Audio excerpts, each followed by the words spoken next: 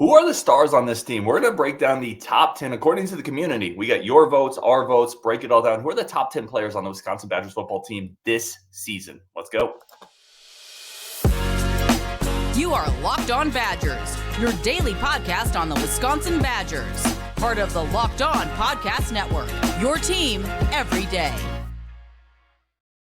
What is going on, Badger fans? Welcome to Locked On Badgers. Thank you for making this one of your first listens every single day. Really appreciate y'all. We got Rajeev over there. As always, appreciate him. And we had an idea of just, let's get who do we think are the stars on this team? Who are the top 10 players on this team? So we put it on Twitter, Discord. We got about 20 different people coming in with their top 10 lists. So we averaged it all out. Nobody's list counts more than the others, except for Justin. I took his down a notch. He's a little forceful.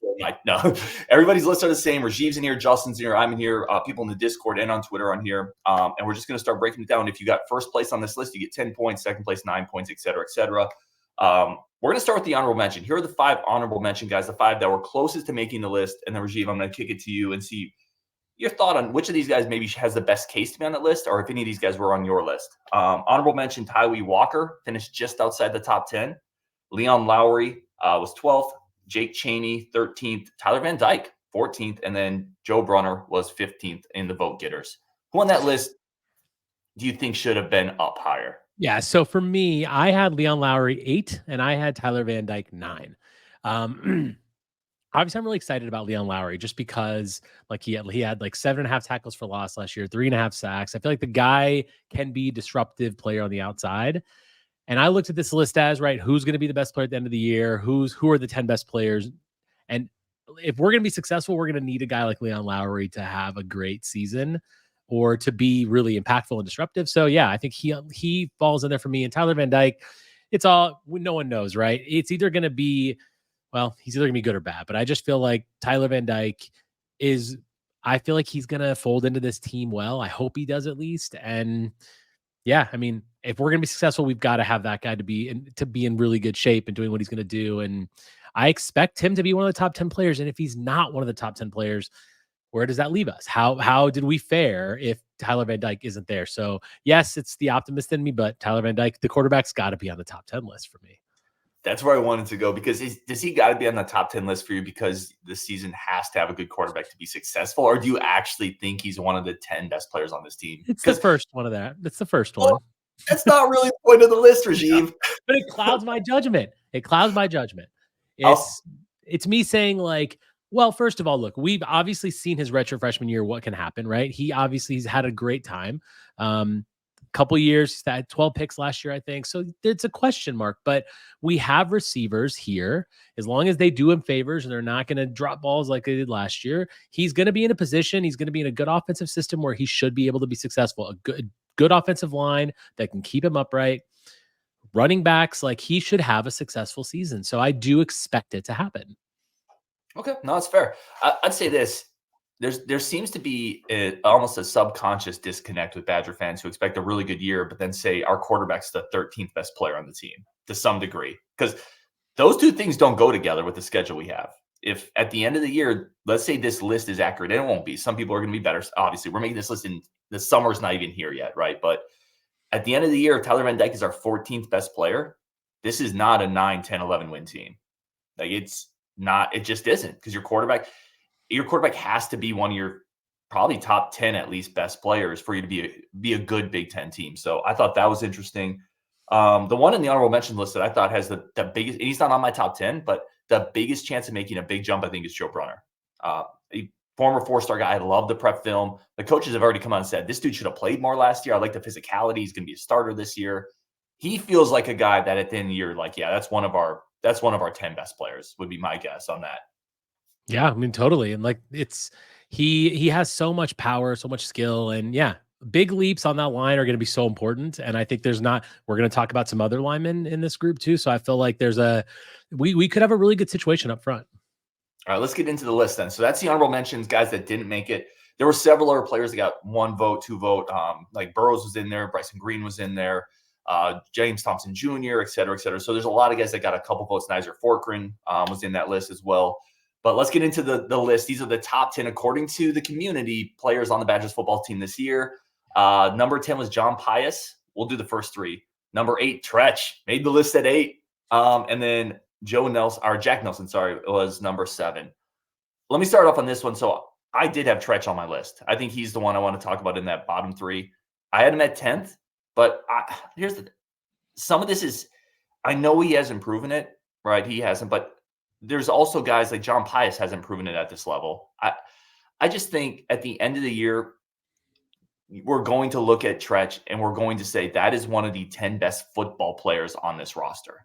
And I feel pretty confident that he's going to be in that mix. Yeah, and he was 9th, right? Was he 9th on the list? 9th. It was Pius, Tretch, and Nelson at 10-9-8. Okay. 10-9-8. Got it. Yeah. Yeah, I agree. And I think Nelson is a guy last year that we talked about a lot. And mainly because, there were a lot of holding calls and there was a lot of penalties and there were some pre-snap issues. But there were a lot of times where he was still one of the best linemen out there. His pass blocking, his run blocking was good. He, when you're not calling these guys' names, and as other people will talk about, that's a good thing. But Nelson is a guy that I think in his head, right, he's like last year kind of sucked and there were a lot of issues and people were talking about what should I be replaced. And I think he's going to come out with some fire. And he didn't make my list, but he was like a guy that I had it right 11, 12. And I had Tretch also, like actually at 11, and he was my 12, but I just need to see it a little bit. I don't know. I absolutely expect Tretch to be on this list at some point. Maybe not next year. Maybe it's the year after, but he's going to be a star, I think. But I don't know if he's going to be there right now. There's a lot of weaponry. So yeah, I expect him to be awesome. I can't wait to watch him play. I wanted to put him on this list. It was my biggest sort of debate keeping him off. Who was your 10-9-8? So my 10 was Bryson Green, which I will say I know very few people had. Bryson Green is a guy that I had higher expectations for last year. Of course, I think we all did. He came on stronger the bowl game. He looked better at the end of the year. I think we had some internal discussions this week on our group chat about Mordecai and how he was. Mordecai didn't do them any favors. The receivers didn't do Mordecai any favors either. I hear that. But I think Bryson Green can be really talented. He's got such ball control, his adjustments to the ball, the way he high points, like his skills as a possession receiver and a guy on the outside. If Tyler Van Dyke has a year like he had where he's going to be in this top 10, which he's in my top 10, I think that connection could be really strong because he is allegedly a better he is better throwing the deep ball. I think Green can have a really big year. So I want that. And I really expect him to be that guy in the receiving core that takes that leap. And then Van Dyke 9, Lowry 8. Yeah, Green, I thought about it. I really did because I feel like there is good film at Oklahoma State. He's proven at a power 4 level, he can be at least a competent starting receiver. And when you start talking about like who's the 10th best, there's no stars on this team if you're talking about the 10th best guy. So if you can be a competent, above average starting receiver for a power 4 caliber team, that's a really good player. And Green has shown that at Oklahoma State. He can be that guy. I was a tiny bit worried about some of the contested catches that he didn't make last year, right? Those are the plays that he's here to kind of make. And there were times Mordecai put it to him and he didn't come down with that. So I was a little gun shy with that, but he could easily be the guy we thought he'd be last year, this year. And then he's in this top 10, 100%. Right. My 10-9-8, I was Tretch. I had Renfro at 9. And we're going to talk more about Renfro. He's on this list a little higher. To me, it's just, much like you said, I have to see it with Tretch. I got to see it with Renfro. Justin and I were going back and forth with this. Justin's way higher on Renfro this year.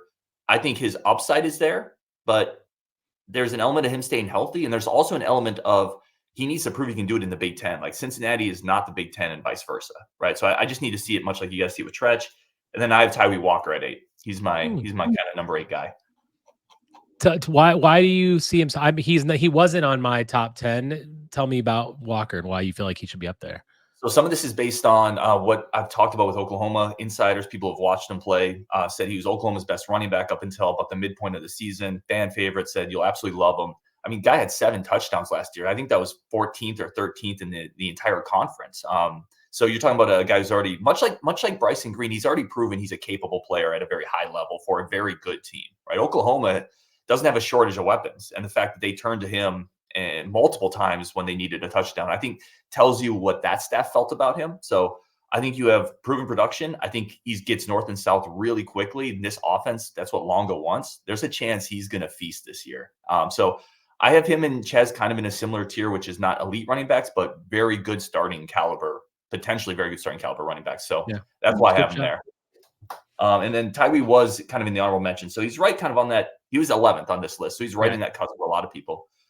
All right, we're going to take a quick break, come back with the next three on this list, see where Justin, myself, and Rajeev maybe disagree or agree. That's coming up next on Locked On Badgers. But first, a quick break for our friends of the show over at eBay Motors. Rajeev, I don't think we've talked about this. Do you ever work on your car, or are you a bring it in to a place type of guy? I'm going to let someone else do it. I'll pay for it kind of guy. If you're like me, occasionally I don't got a guy like Rajeev's got a guy. You got to eventually, do some of the wrench turning yourself, right? And if you want to do that, go over on eBay Motors. You're going to find the right parts, the right fit, and the right prices. eBay Guaranteed Fit is only available to U.S. customers, but that's where you can find anything you need for your car. Wheels, tires, spark plugs, oil filters, interior parts, lights, whatever it is. Upgrade your car. Keep your ride or die alive over at ebaymotors.com. And you don't got to go into a store. You don't got to talk to people. Shop shirtless on eBay. Get the parts. Go out in the driveway. Do some man work, Rajeev. Fix it up. Take care of the car. Earn some brownie points from the missus over at eBay Motors. Right parts, right fit, guaranteed. eBay eligible items are only available to U.S. customers, and exclusions do apply. Keep your ride or die alive over at ebaymotors.com. All right, Rajeev, let's get into the next group. I'm gonna let you start this one off. So we did 10, 9, 8. 7 Renfro, 6 Mellusi, 5 Riley Mahlman. Thoughts? So this actually matches my list exactly. 7, 6, and 5. Mellusi is the guy that I just want to talk about. I actually almost thought about putting him higher. In the 4 games he played last year, he averaged 6 yards a carry. And the injuries were, and you've mentioned this several times, it's not really injury prone. He just had some freak, accidents. And I just feel like the guy, if he's healthy, is going to be so good. So yes, my list depends on him being healthy, and I just feel like he's going to be this year. He just deserves that, and the guy can be really, really effective. So yeah, I love him at 6. Mahlman, I mean, Mahlman is just the guy that you don't hear his name for a reason, because he does his thing on the right side of the line. And I think the line, again, we never really had problems there because the right side is in good shape and Mahlman does a great job up there. So I expect him to be our best offensive lineman. And I love Jake Renfro. I think we'll see, right? But number 7, I'm happy with it there. And I think he will be. I mean, we've got a pretty good line, man. Yeah. As long as the depth holds up, I think our line is going to be really solid. We talked about that before. On your Chez point, 1, 2, 3, 4. 4 different guys had him in their top 4 for the Badgers this year on the ballots that we got in. So a lot of people, listen, the thing with Chez, I'm right there with you. And I keep saying it. And at some point, like if a guy just rolls up on the backside of your leg and it snaps, to me, that's not an injury prone thing. It's just not.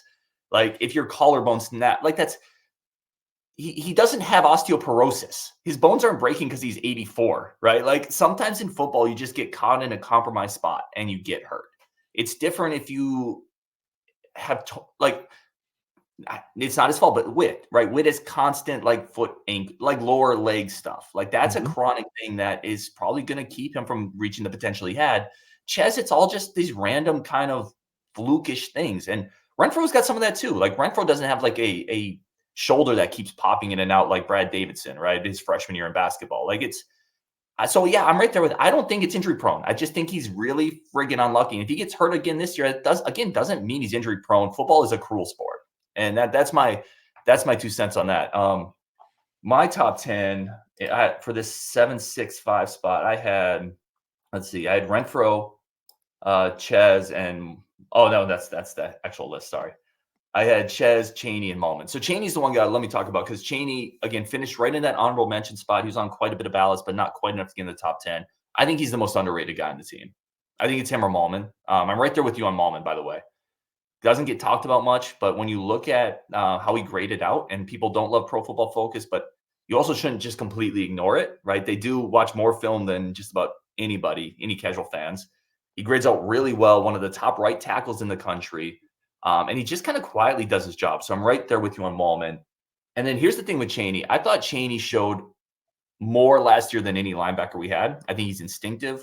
I think it speaks to the type of kid he is that you brought all these linebackers in and he never transferred. Brady Collins talked about him and said, that dude just competes.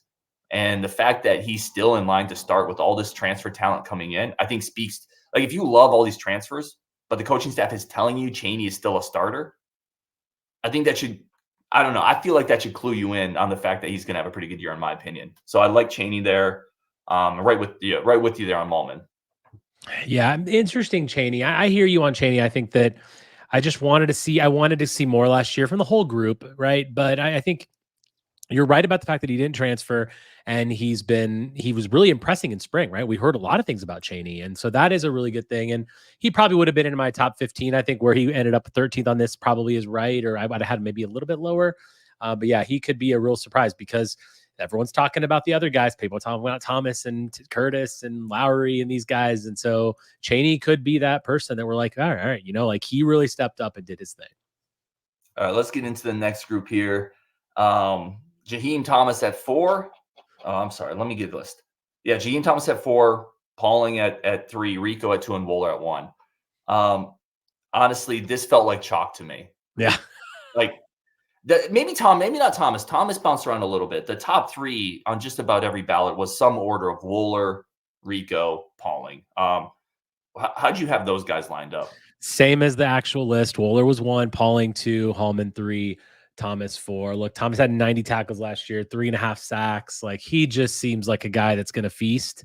And he seems like the perfect player to add something to that group and immediately take the level of the linebacking core and just elevate it. Now, a lot of these guys are doing that, but he really just takes it to a level that I feel like you have confidence in Jaheim Thomas and he's going to be great.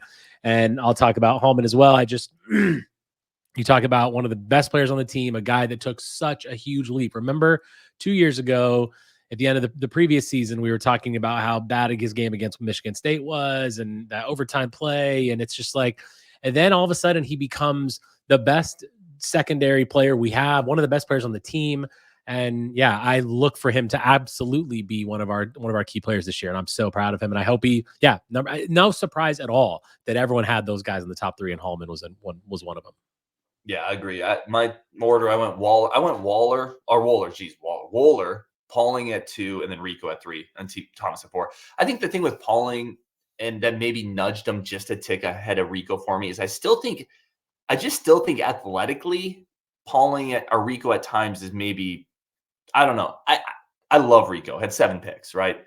I think Pauling is probably a little bit more dynamic of an athlete as a player. He just plays slot. Like corner is more important than slot receiver generally, but we're not really ranking the value of these players. We're ranking who do we think are just the best. And I think Pauling just has a little bit more dynamic ability to him. But those top 3 were top 3 on just about every ballot we got. Wohler had multiple first place votes, so no real surprises there. Looking at the top 10, I got it scrolling on the bottom. Who's the one guy when we look at the results of everybody on this list, Rajeev, who surprised you with the positioning in that top 10? Who surprised me with the positioning? Well, because I had the top 7 pretty much like in line with everyone else. Pius just didn't really register. I mean, look, of course I thought about Pius, but I just felt like I wasn't really that high on him. And I think he could be great, but I was surprising that because in order to have him on the top 10, multiple people obviously had to have him in the top 10, which they did. He could be great. I just feel like other players, he's kind of in that wait and see category for me. Like it's on the outside looking in, like, could he be really good? Or maybe we're just a little overhyped on him and it's going to be one of the other guys that really takes off there. But yeah, I think Pius could be really great, but also halfway through the season, he's not anywhere in the top 15 or 20. Yeah, I think that's fair. I was surprised and quietly proud of Badger fans for the positioning of Chez. Like because he's a pretty split guy, right? You talk to some people, and some people are really low on Chez, injury history, and they don't think even when he's healthy, he's that dynamic. I think 6 is about where he should be. So I like that he's getting some of that recognition because not everybody, and it's not like the concerns are real. Like you have to stay on the field, but I think he is, when on the field, definitely part of this top 10 list. I was surprised that other people agreed with me on the Chez. I knew that you would. I'm curious. Can you read off Justin's top 10? I haven't seen Justin's top 10. Sorry to put you on the spot with changing to that, but yeah. All good. So Justin's top 10 is as follows: 10, Riley Mahlman; 9, Nizer Forkran; 8, Tawee Walker; 7, Chez Mellusi, who by the way, he puts in parentheses begrudgingly. He doesn't want to be it. 6, Daryl Peterson. I think he's the highest guy in Daryl Peterson. 5, Riley Mahlman. 4, Jaheim Thomas. 3, Hunter Wohler. 2, Will Pauling, and 1, Jake Renfro. Really? Mhm. He's too high in Renfro, in my opinion. Like Renfro, here's the thing with Renfro. Renfro could be really, really good. He could be one of the best centers in the Big Ten, but he basically hasn't played in 2 years, right? And previously played in the AAC, which is a very different battle than the Big Ten. So those are the reasons. Like Justin could be dead right, and I don't even think if Renfro hits a ceiling, though, he's a better player than Wohler or a better player than Pauling. I think he could be the 4th or 5th best player on this roster, though, if he hits where we hope he can hit. I mean, the best player on the team is Jake Renfro. Well, I'll tell you what, I'm going to be talking about that with Justin on tomorrow night's Bucky Report now, because I'm actually really curious about that one. Well, I'll say this: like, if I think there's a very real path, Renfro's a really good center for us this year, and if that's the case, the fact that he's on our top 10 is If that's the case, this line is going to be just by that so much better, because I think the tackles are coming back. Brunner, I told you, I think is one of the guys who can take the biggest jump. And by the way, Mr. Dependability, Joe Huber, can play just about any line. So on our list, that as the joint list that we have right now, there are 3 offensive linemen in the top 10, and we've already talked about Brunner and Huber as well as the 3 that are in the top 10. What does that say about that position group? And then you think about that, and that automatically takes you to TVD. And if he has that kind of a line, what kind of year can he have? What kind of year can Chez Mellusi have? Like, it's the sort of the recipe for having a good season, and you've got to be good up front. Now, on the other side of the ball, that's a different situation, but on the offensive side of the ball, we've got that. And I feel like, Justin talks a lot about point production next year and how we can, can we get to 30 points or 28 or whatever? And that line is everything. And we really are putting ourselves in position to have a great offensive line, which is something we don't talk about a ton because we're constantly talking about TVD and the skill guys, but man, like those guys could really play a huge factor in what we do. And it could be a great season with that. No, I agree with you. I think that's one of the understated points, is that I think the offensive line could actually quietly be really good this year. Nobody wants to talk about it because it struggled last year. I think the change in coaching leadership there from everybody I've talked to could be really, really impactful for these guys. And they need it, right? They need that level of consistency. All right, we're going to take one quick break, come back, talk a little bit about big picture takeaways from this. How in the heck did the Badgers have a top 10 list that starts with 2 DBs? I don't know. It's a wild world we live in, buddy. We're going to talk about that. Plus, who are the actual stars on this team? So here's the top 10, but who do we think are actual stars? We're going to talk about that next on Locked On Badgers. But first, a quick break in the show to say thank you. Thank you to everybody who tunes in, who joined the community in the Discord, on Twitter. Thank you to Rajeev. Like this stuff goes on set, but Rajeev's incredible. And like this community would not be where it is without him. So thank you to Rajeev as well. And obviously everybody else that joins the show. All right, let's loop back into this. Big picture takeaways. A couple things. We talked good, right? We talked, hey, look at the offensive line potential. There's not a defensive lineman in this top 10, top 15, right? That's probably pretty accurate. Like, is that, I mean, is that the only position group that really it's obviously the position group that concerns all of us the most, but is there another position group that really, really worries you? I don't really think there is one that really can make if you look at tight end, we've got a lot of players now. It's like, if you look across all the position groups, what really concerns you? It's just defensive line for me. Not to say that they're the only ones that are going to not be amazing, but I feel comfortable with the people in all the other rooms except D-line. Let me give you a couple other ones, potentially. And to do this, I'm going to flip my hat from optimist to pessimist, because now it makes my face a little darker. I almost look like a Sith Lord or something. If you're listening on the podcast, that's not going to work for you. But if you're watching on YouTube, you can see the change in coloration. I think special teams is still potentially really concerning. Fair. I wasn't thinking about that, but that's a really good one. But we haven't been good on special teams in a minute. We've talked about kicking the ball out of bounds. That's just ridiculous. But Bakos, with some injury stuff last year, he wasn't the surefire thing we thought we were going to get. The year before, we brought in Calvaruso with the howitzer, and he kicked 3 times, and that experiment was over. Atticus was okay as a punter, below average in the Big Ten. When was the last big return we've gotten that you can think that was a game-changing return? It's been enough that special teams has cost us games in the last 3 or 4 years, and I don't know if it's really won us many games. So I would put that one out there. Tight end you mentioned. I don't think tight end's great this year, but it doesn't really concern me because I think we have enough receivers and running backs where I just don't feel like that's a huge hindrance. And I like the young talent we've got there. So I think in the next couple of years that's growing. The other one's quarterback, right? It loops back to quarterback. And we talked about it already, but again, we polling Badger fans, and these are sharp ones, right? People in Discord, on Twitter, people in this community, they think Van Dyke is the 14th best player on this team right now. That's the community consensus. So that's not great. And so those are the couple caveats to that. Obviously, defensive line. But yeah, I think special teams is the other big one that's a question mark still. And I don't know if this staff has addressed it.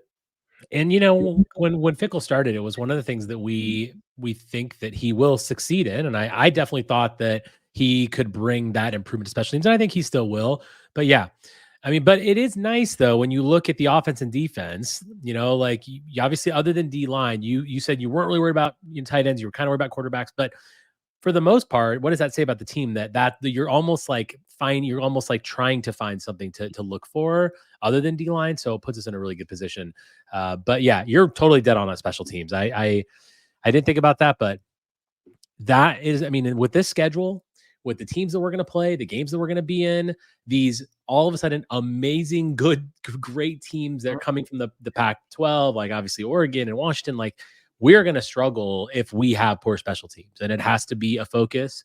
And it's something that in year 2 of Fickle, I absolutely expect that gets improved, especially like blocking and scheming in the return games, things like that. Like those have to get better. If we don't have the kicker, we don't have the kicker, but there are elements of that he really needs to improve on. Yeah. And I actually think Vakos is probably the kicker. I forget, am I mispronouncing that? I think we did this last year. We did this last year, and I think we ended up on Vakos, but we're probably wrong. Let us know. I think he probably is the guy, but you just got to do it. And like if you're in a tight game in November, right? You're on the road, and you have to get a punt to bury them at the 5. I just don't feel confident we do that. If you need to hit a 49-yard field goal into some weather on the road to tie a game, like I don't feel super comfortable there right now. So I think that's and you need to not kick it out of bounds because I don't feel comfortable. We don't feel comfortable with that either. We were at the Ohio State game. We're like, oh my gosh, seriously, we're going to kick it out of bounds. It's absolutely wild that can happen. All right, let's finish up here. And I think this is an interesting one. Who are the stars on this team? So this is our kind of community consensus top 10. But which of these guys do you think is actually a star? And I'm gonna frame star in either a guy who has the athletic attributes and production to be like a top 3 round NFL draft pick, or a guy who's just an all conference first team type of college guy. Yeah. So, I mean, to me, Hunter Wohler is clearly a star. To me, that's unquestionable. I think that he's a guy that's going to I think he's going to have a great NFL career, and he certainly has that potential, and he's been getting better every single year. I'm also going to put Will Pauling in that, and I feel like he became a star last year. And there's a guy that as a slot receiver, I think he's one of the best slot receivers in the conference, and I think that's going to be proven again this year. He had 837 yards last year. I think that maybe the ball gets spread around a little bit more this year, but he's still a star, and he can still do things that other guys simply can't do. And I will put Hallman in that group, and then that will end my group, because Hallman was what do you have, 7 picks last year? Like, that's incredible. I'm not saying that's going to get redone. We talked about that before, but he is an absolute game changer on the defensive side of the ball. And to me, a star is defined as literally can by himself really change a game completely and take over and win games for your team. And those 3 guys, I think, win games for the team and can do it at a high level. So that's probably where my list stops, though. Yeah, I got those 3. I think you're dead on with those. I mean, Pauling had 70 plus catches last year, right? Yeah, like 74. Yeah, it's crazy. He's a star. The interception thing with Rico's in, kind of funny. Like, you're not going to get 7 again, but you also don't luck your way into 7. Like, you have to have innate talent, mental acuity, film study, anticipation, hands, zone awareness to get 7 picks. There is a combination of elite skills that go into that, which preparation and anticipation are part of. So he's a star, and Wohler we've waxed poetically about for years. The other guy I'm going to put in this list, though, I think Jaheim Thomas is a star. I think you look at what he did in the SEC. All respect to the Big Ten. The SEC is still the most athletically talented football conference, top to bottom in the country. The Big Ten is not that yet. There's too much flotsam in the Big Ten. But He's a star to me just because of what he did at Arkansas. And there's a real track record of people they bring over from Cincinnati. You look at the Will Paulings, you look at what we think Renfro is going to be, Huber. Like, this was a guy they had in Cincinnati, so they already know him. And then he proved in the SEC. I have him as a star as well. And then one guy, I'm going to kick it back to you quick. One guy I think could elevate into that star category by the end of the year is Mahlman. For everything we talked about, I think he's probably the best offensive lineman in this group. Yeah, I definitely don't disagree with you on that one. The Thomas thing is interesting. You're right. 90 tackles, 6.5 for loss, 3.5 sacks at Arkansas. Great numbers. For me to call them a star, I think I have to see it at Wisconsin. I need to not that he won't be, because you're right, he probably will be. But it's harder for me to put him in that category right away because you just don't know. And obviously the schedule this year is going to be so different. Now the schedule in the SEC is brutal. I hear that, and he did a great job there. So yeah, it's a little bit harder for me to kind of bump him up there without having seen it in Madison. Nope, that's fair. Give me one other guy that you think either off this list or even maybe in the honorable mentions. You're like, at the end of the year, it wouldn't shock me if that guy's in that star group. I mean, I'll give you two.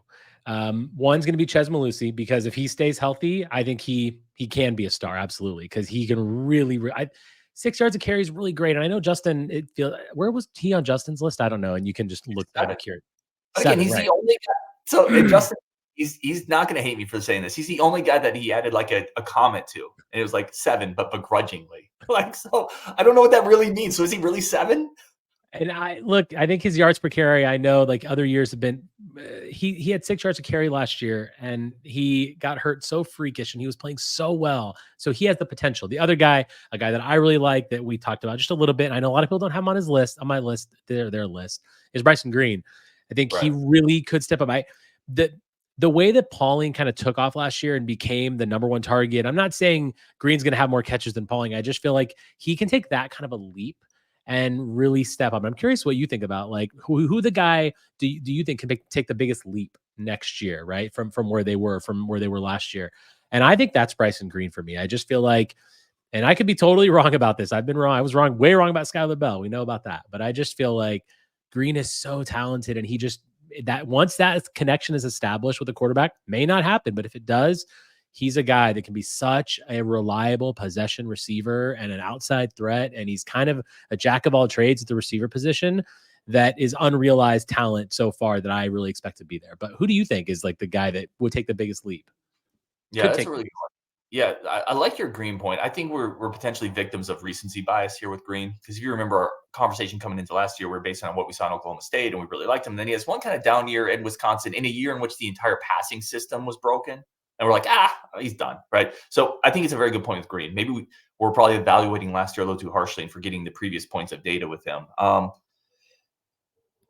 Austin Brown could be an interesting one that didn't even show up in the honorable mention list. There's a guy, big physical safety, right? Big recruiting win. Was gaining playing time last year and didn't look out of place in the Ohio State game. One of the few guys that was wrapping up and making hits in the open field on their athletes. And now we're suddenly like, he might be the starting like nickel. He's going to play a ton. That's a guy based on the hype of this list. He's not even in the top 15. If we're talking the biggest potential jump, my mind goes there. Brunner, I talked about already. I think he's definitely potentially a guy who's going to make a big jump on this list.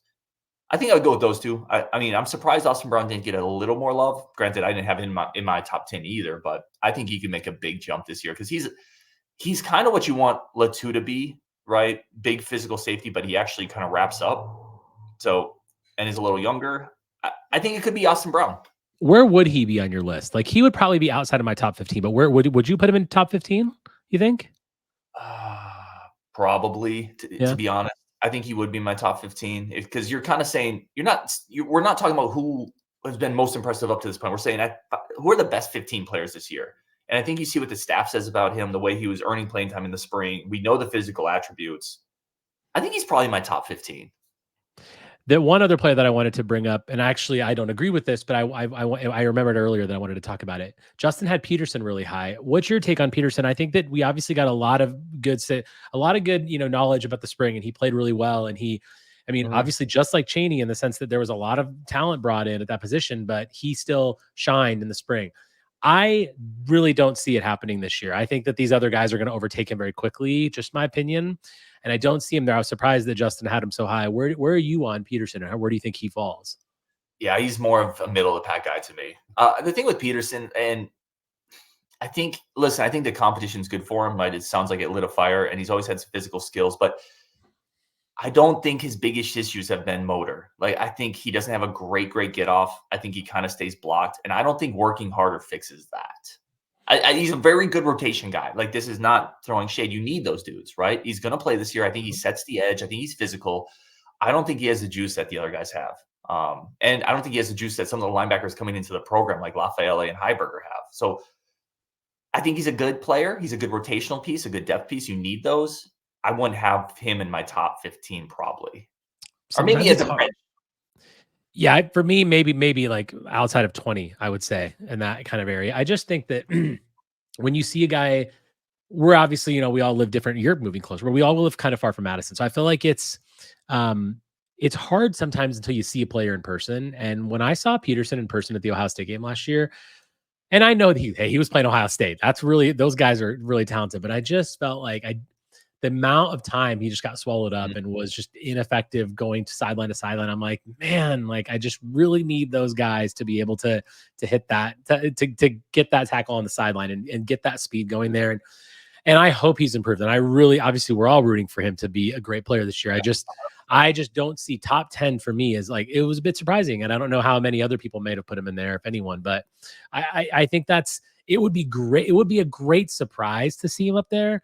But when I saw him in person, I was just like, man, I don't know that he's really got that in him. Yeah, I'm there with you. For a record, 3 people had Peterson in the top 10. One had him 10th, one had him 8th, and then Justin was the high man on him.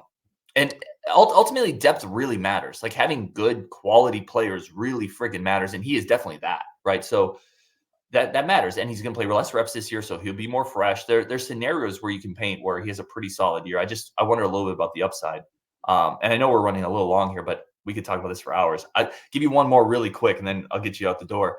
If we're talking about a guy who's not even on this list that can make a big jump, Jackson McGonough is a guy who, from that tight end room, could play this year. I had somebody on the staff talk to me and told me, they asked me, hey, were you able to get any of the practices this year? I said, no, I couldn't make it. He said, that's a bummer. I would have loved for you to have seen. And he specifically said, McGonough. Like, I would have loved for you to see him and see what you think. And he said, like, he's pretty impressive in person. So maybe.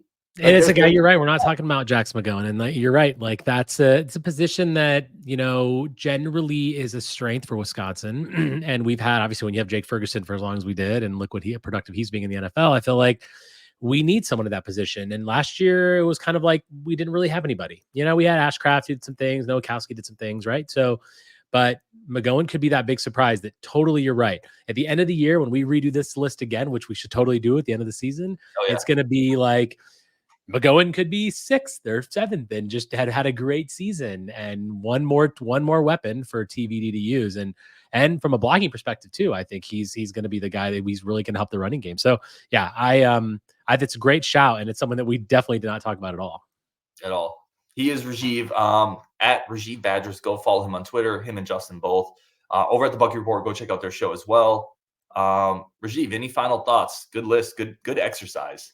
Yeah, it's always fun. I love doing stuff like this. And, it's just, we'll see. Like, it's just like last year, the excitement's starting to build, and, which is great. We're 3 months out, and it's like, we're feeling like we've got a pretty good team, and hopefully we do have a good season. And I know the schedule's so rough, but I'm excited. And I just feel like it's always so interesting to look back at who you thought was going to have a big jump and who's like going to have a good season, which last year for me was Meta and Bell. And how wrong I was. Which, when you're wrong, you're wrong.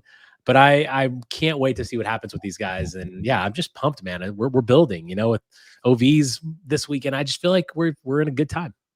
Yeah, no, listen, we both had hits and misses last year. There's nothing wrong with that. I think I did a what are Mordecai's Heisman chances show last year. So listen, we all got hits and misses. On Wisconsin, thank you so much, Rajeev. Thank you for everybody listening. We will definitely talk later and have an incredible weekend.